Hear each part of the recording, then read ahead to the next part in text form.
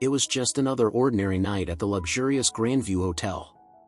Nestled on the edge of the city's elite district, it had always been known for its impeccable service, its posh atmosphere, and its clientele, who were used to the finer things in life. From CEOs to politicians, to world-class celebrities, if you stayed at the Grandview, you had arrived. But little did the staff know, their usual routine was about to be shattered. Enter Andrew Tate. If you're unfamiliar with the name, let me give you a quick rundown. Andrew Tate, former kickboxing champion turned entrepreneur, has made quite a name for himself on social media. A polarizing figure, admired by some and reviled by others, Tate is known for his lavish lifestyle, his unapologetic attitude, and his online presence that stirs up debate everywhere he goes.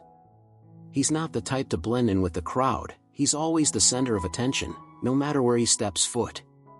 And that night, he was stepping into the Grandview Hotel, a place that didn't yet know who he was. Tate's arrival was far from quiet. The sleek black sports car he drove pulled up to the entrance, its engine growling to a stop.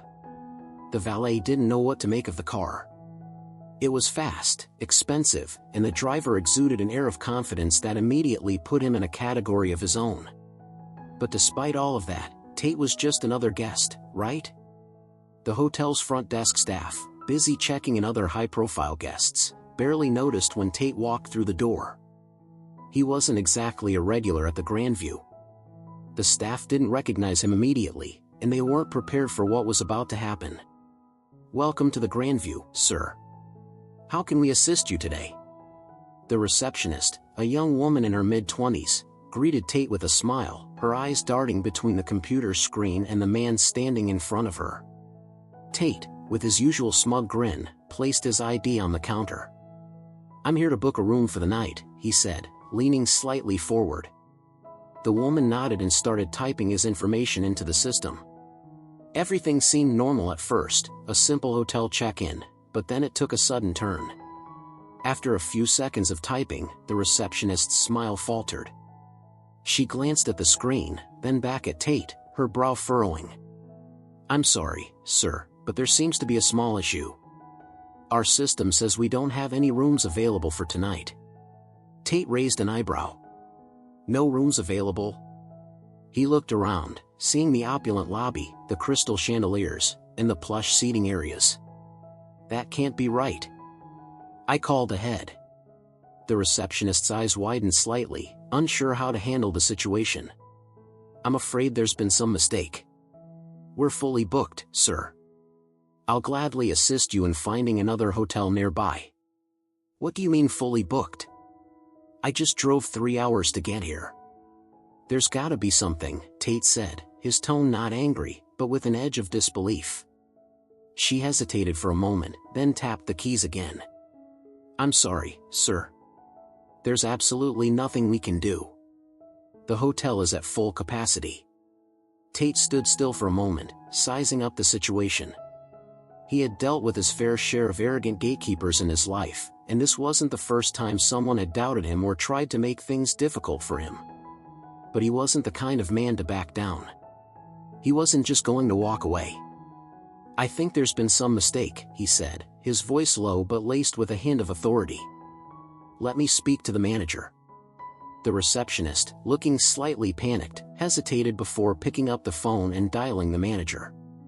Moments later, she handed the phone to Tate.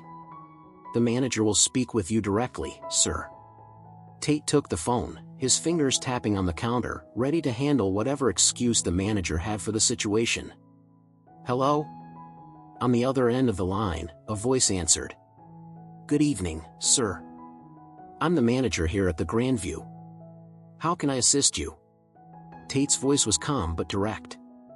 "I'm at the front desk, and I've just been told that there are no rooms available for me tonight. Is that true?" The manager's voice was dismissive, almost condescending.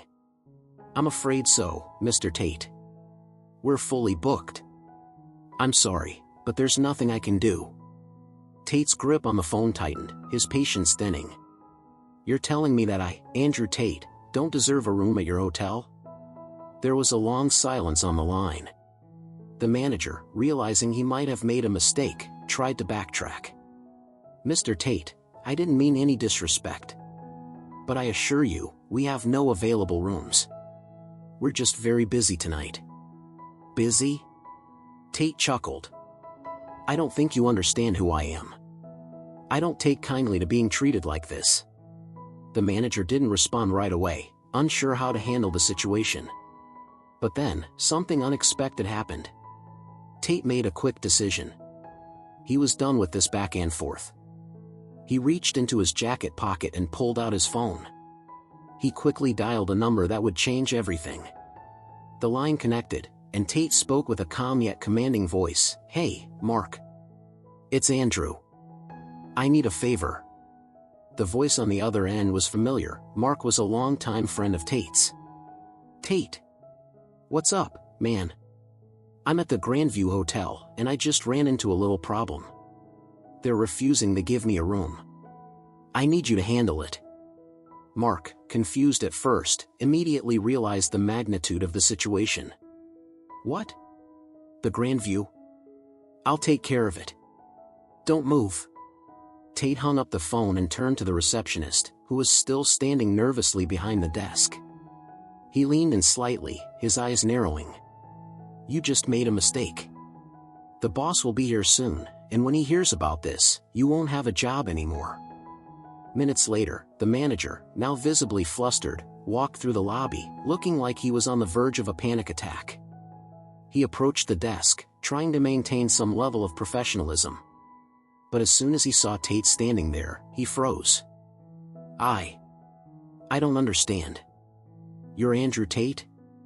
The manager stammered, his eyes wide with disbelief. Tate stood tall, his confidence exuding like a force field.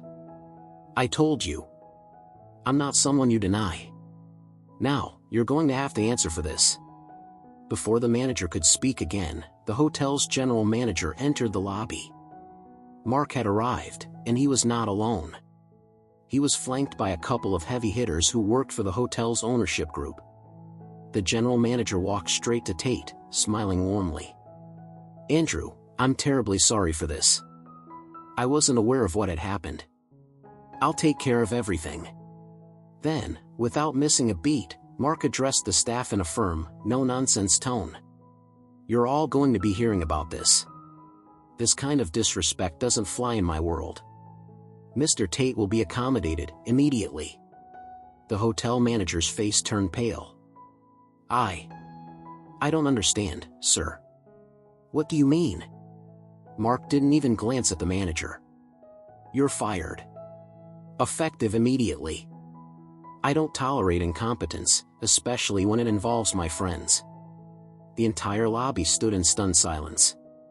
The manager, completely caught off guard, stammered, trying to save face, but it was too late. The damage had been done. As the new arrangements were made for Tate to check in, the staff gathered in the back, whispering among themselves. They knew what had just happened. Andrew Tate had just flipped the script on them. What they thought was a simple, routine check-in had turned into a spectacle, and the repercussions would be felt for a long time. Tate, with his typical swagger, smiled as he walked towards the elevator, his suitcase in tow. "You can't just treat people however you want," he said, turning back to the stunned staff. Lesson learned.